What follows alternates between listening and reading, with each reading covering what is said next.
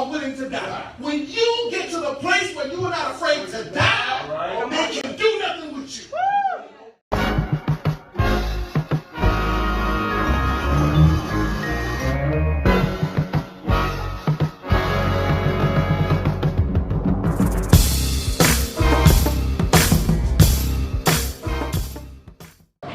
Like, yo, we got to get rid of this dude. Okay, come on. Got to get rid of Paul. He know the law. And he know the shoe. Come on now. We done beat him up. We done threw him in jail. We done did all this stuff. And it ain't stopping. We beat him up. Then we tell him don't go preaching that name again. Right. And then we let him out of jail in the same hour he right back preaching. Come on now. That alone brings terror. Because why? Because everybody's afraid of the Romans. Everybody's afraid of the Sanhedrin Council. And yet, you have this brother with the boldness. I ain't afraid of that. And now it becomes contagious. Why? Because just in Acts, you have Acts chapter 8, you got Stephen who's standing up before the Sanhedrin Council blasting him. So all of these folks who are not afraid are willing to die. When you get to the place where you are not afraid to die, they can do nothing with you.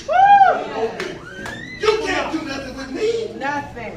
Because my life belongs to the Most High. My life is in His hands. Come on. He said, fear not the one who breaks the body. See, my body gonna leave here.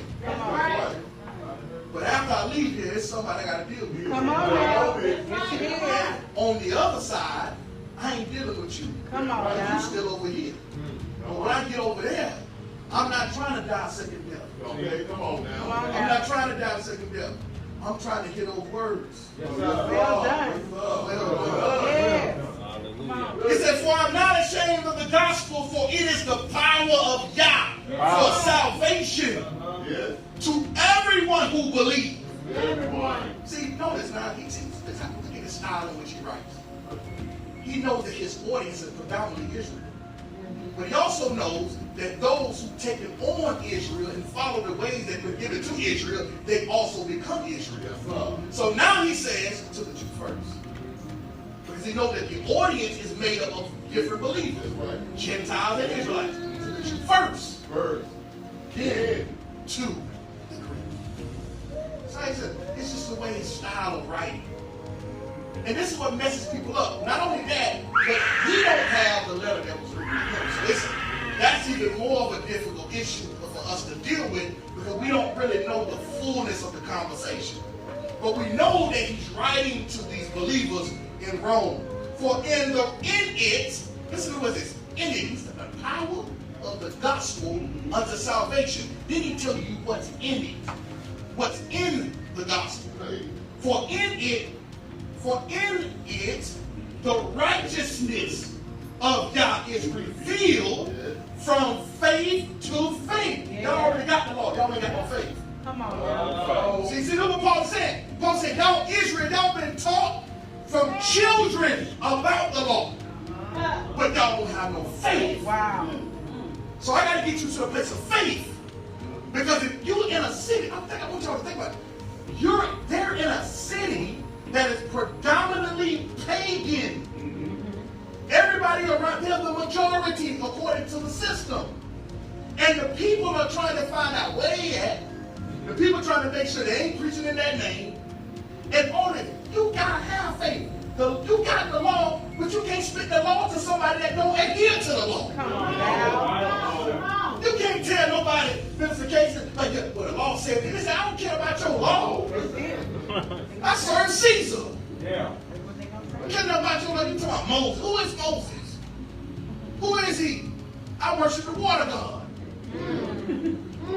And the water god and the sun god and all these other gods have shown up for me more than what you talking about some Moses. He was nothing but a man. Wow. That was their philosophy.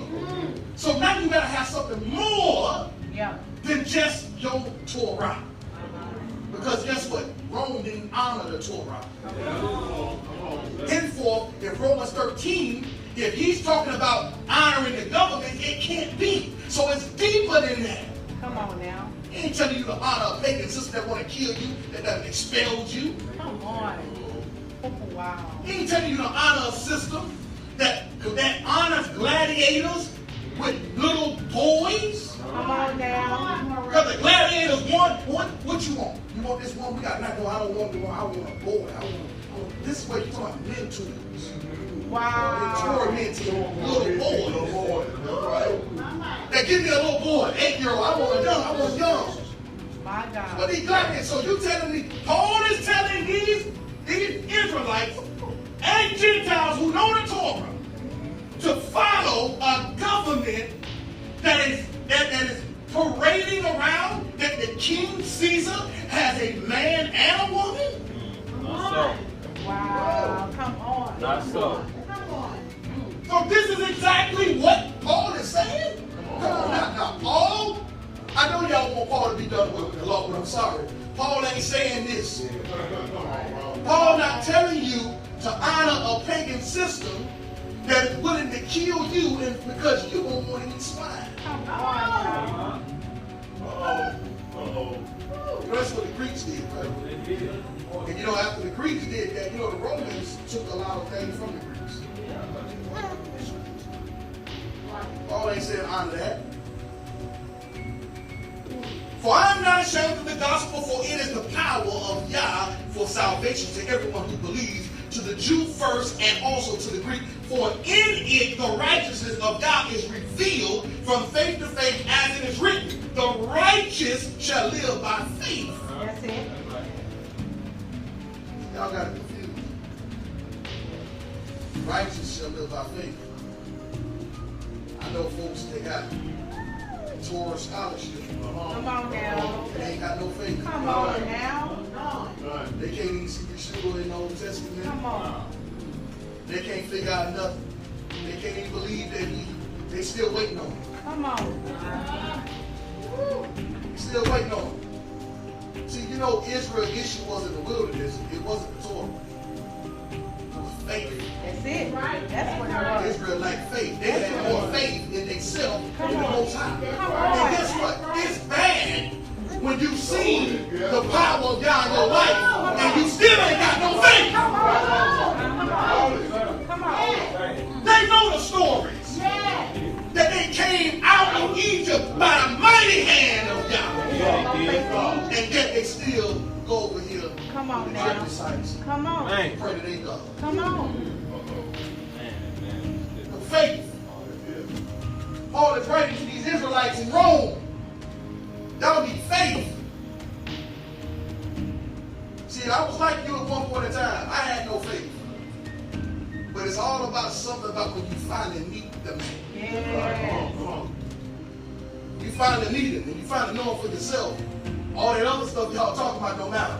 That's it. You're not trying to fit in to the community when you got faith in him. Come on now. You're not worried about what the crowd doing when you got faith in him. See, when you have faith, when you the just that live by faith, you follow orders and what he called you to do. Not what everybody else is doing. That's right.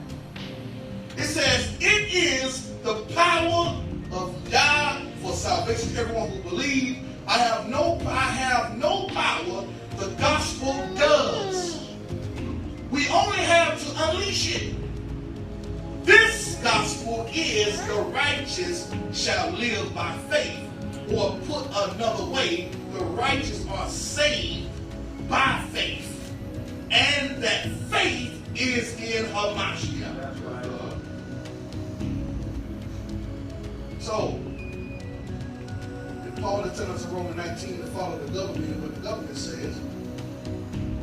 In 2005, President Obama passed same-sex marriage. Come on.